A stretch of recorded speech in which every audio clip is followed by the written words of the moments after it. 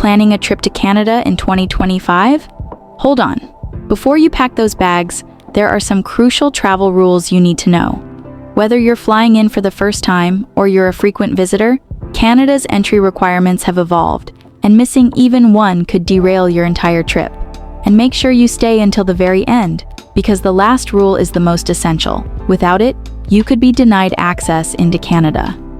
This is Where Fly, and today I'm breaking down the top 6 Canada travel rules for 2025 that every traveler needs to understand. Let's dive in. Rule 5. Electronic Travel Authorization, ETA, still required. If you're from a visa-exempt country, you must have an ETA before boarding your flight. This electronic travel authorization costs just $7 Canadian dollars and is valid for up to 5 years or until your passport expires, whichever comes first. Here's what you need to apply: a valid passport, a credit or debit card, and an email address. The application is online and usually takes minutes to process, though I always recommend applying at least 72 hours before your flight, just to be safe. Important note: U.S. lawful permanent residents are exempt from the ETA requirement as of 2022, but U.S. citizens still need one when flying to Canada.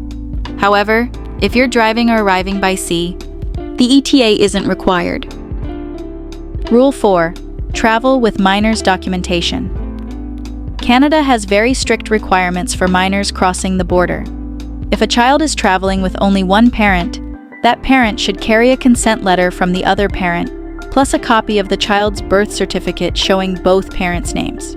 If a child is traveling with someone who isn't their parent or legal guardian, they need a notarized consent letter from both parents or legal guardians. This letter should include travel dates, destinations, contact information, and the name of the accompanying adult.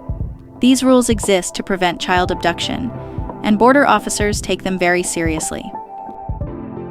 Rule 3. ArriveCAN Advance Declaration. Streamline your entry. A game changer for saving time at the border.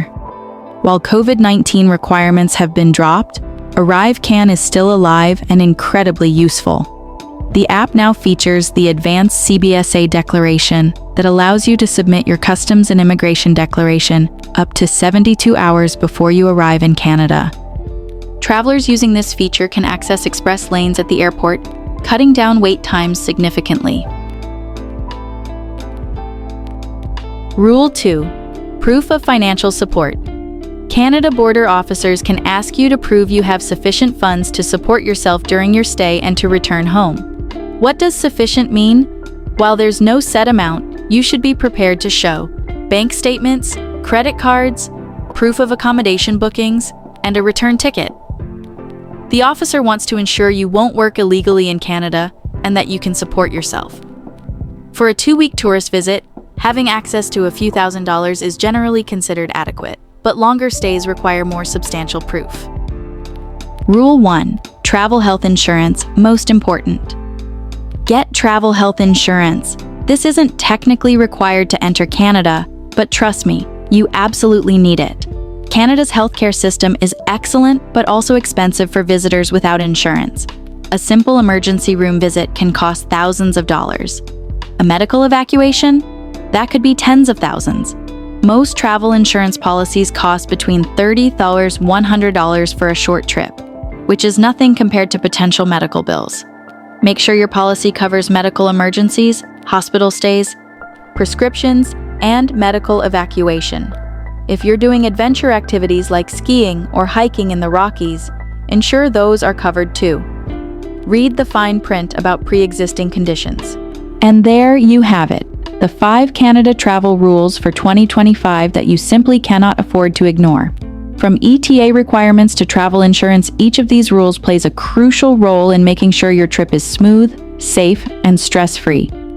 Always double-check the official Canada Border Services Agency website before you travel, because rules can change at any time. If this video helped you, give it a like, subscribe for more travel tips, and let me know in the comments where in Canada you're planning to visit. Safe travels, and I'll see you in the next video.